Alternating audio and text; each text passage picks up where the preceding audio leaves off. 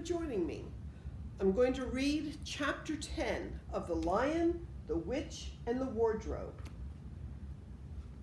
The spell begins to break. Now, we must go back to Mr. and Mrs. Beaver and the 3 other children. As soon as Mr. Beaver said, "There's no time to lose," everyone began bundling themselves into coats except Mrs. Beaver, who started picking up sacks and laying them on the table and said, "Now, Mr. Beaver, just reach down that ham, and here's a packet of tea, and there's sugar and some matches.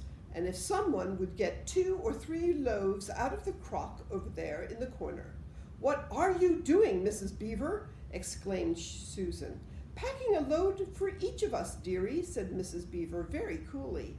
"You didn't think we'd set out on a journey with nothing to eat, did you?" "But we haven't time," said Susan, buttoning the collar of her coat. "She may be here any minute." "Well, that's what I say," chimed in Mr. Beaver. "Get along with you all," said the wife. "Think it over, Mr. Beaver. She can't be here for a quarter of an hour at least. But don't we want to get a big of a start as we possibly can get," said Peter. "If we're to reach the stone table before her." "You've got to remember that, Mrs. Beaver," said Susan. "As soon as she has looked in here and finds we're all gone, she'll be off at top speed." "Ah, that she will," said Mr. Beaver. "But we can't get there before her, whatever we do, for she'll be on a sled and we'll be walking." "Then have we no hope?" said Susan. "Now don't you get fussing, there's a dear," said Mrs. Beaver. "But just get half a dozen clean handkerchiefs out of the drawer. Of course we've got a hope. We can't get there before her, but we can keep under cover and go by ways she won't expect, and perhaps we'll get through."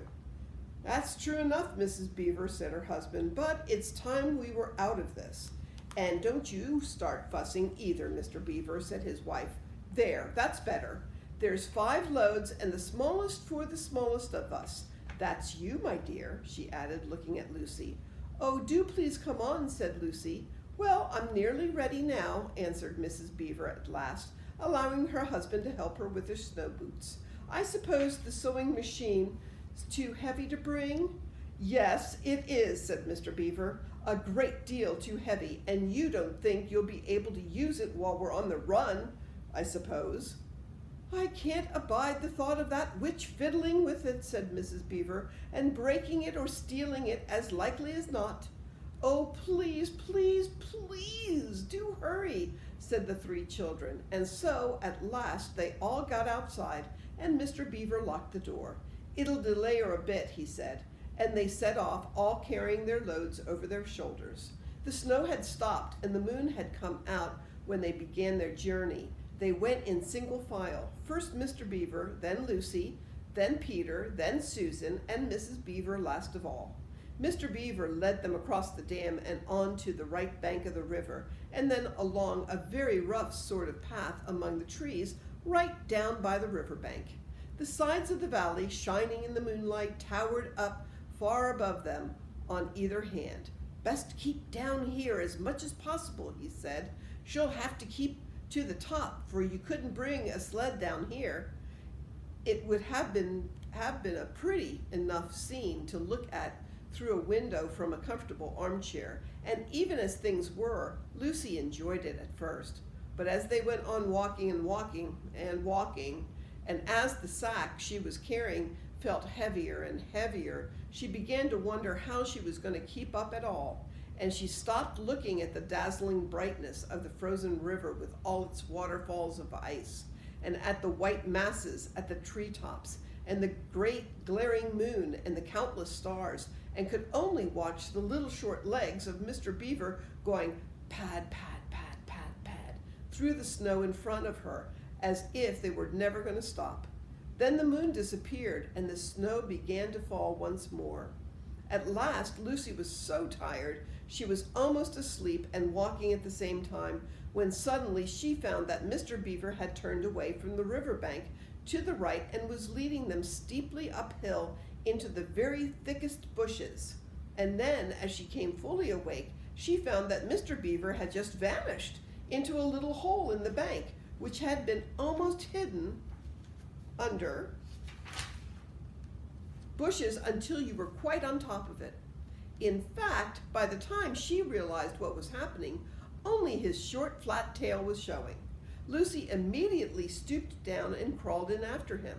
Then she heard noises of scrambling and puffing and panting behind her, and in a moment all 5 of them were inside.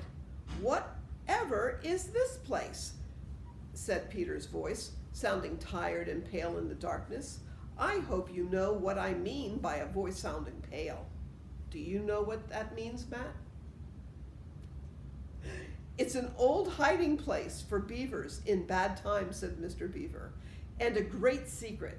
It's not much of a place, but we must get a few hours of sleep. If you hadn't all been in such a plaguey fuss when we were starting, I'd have brought some pillows," said Mrs. Beaver. It wasn't nearly as nice a cave as Mr. Tumnus's, Lucy thought. It was just a hole in the ground, but it was dry and earthy. It was very small, so that when they were all laid down, they were all a bundle of clothes together, and what with that and being warmed up by their long walk, they were really quite snug. If only the floor of the cave had been a little smoother. And then Mrs. Beaver handed round in the dark a little flask out of which everybody drank something. It made one cough and sputter a little bit and stung the throat, but it also made you feel deliciously warm after you'd swallowed it, and everyone went straight to sleep. It seemed to Lucy only the next minute, though really it was hours and hours later, when she woke up feeling a little cold and dreadfully stiff, and thinking how she would like a hot bath. Then she felt a set of long whiskers tickling her cheek, and she saw the cold daylight coming in through the mouth of the cave. But immediately after that, she was very wide awake indeed, and so was everyone else.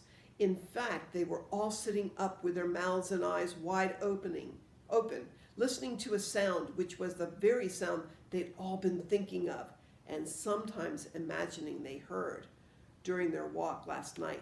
It was the sound of jingling bells. Mr. Beaver was out of the cave like a flash the moment he heard it. Perhaps you think, as Lucy thought for a moment, that this was a very silly thing to do, but it was really a very sensible one. He knew he could scramble to the top of the bank among bushes and brambles without being seen, and he wanted above all things to see what way the witch's sled was going. The others all sat in the cave waiting and wondering. They waited nearly 5 minutes. Then they heard something that frightened them very much. They heard voices. "Oh," thought Lucy, "he's been seen. She caught him."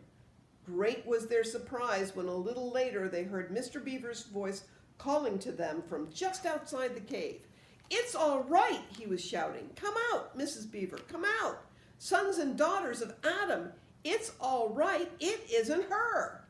This was bad grammar, of course, but that is how beavers talk when they're excited. I mean, in Narnia. In our world, they usually don't talk at all. So Mrs. Beaver and the children came bounding out of the cave, all blinking in the daylight, and with earth all over them, and looking very frowsy and unbrushed and uncombed, and with the sleep in their eyes.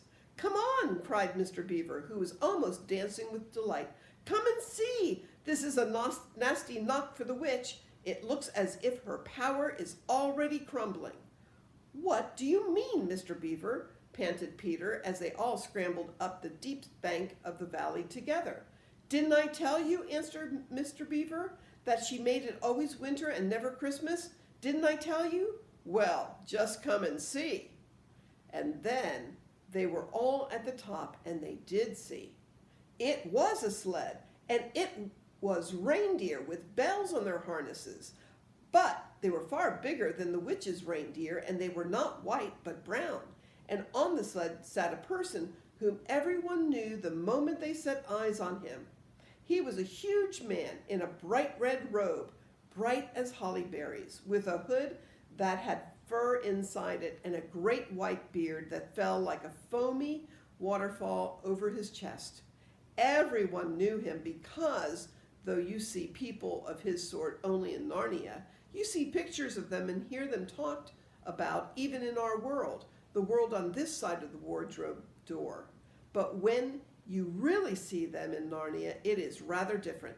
Some of the pictures of Father Christmas in our world make him look only funny and jolly, but now that the children actually stood looking at him, they didn't find it quite like that. He was so big and so glad and so real, they all became quite still. They felt very glad, but also solemn. "I've come at last," said he. "She's kept me out for a long time, but I have got here in at last. Aslan is on the move. The witch's magic is weakening." And Lucy felt running through her that deep shiver of gladness, which you only get if you are being solemn and still. "And now," said Father Christmas, "for your presents. There is a new and better sewing machine for you, Mrs. Beaver. I'll drop it in your house as I pass." "If you please, sir," said Mrs. Beaver, making a curtsy, "it's locked up." "Locks and bolts make no difference to me," said Father Christmas.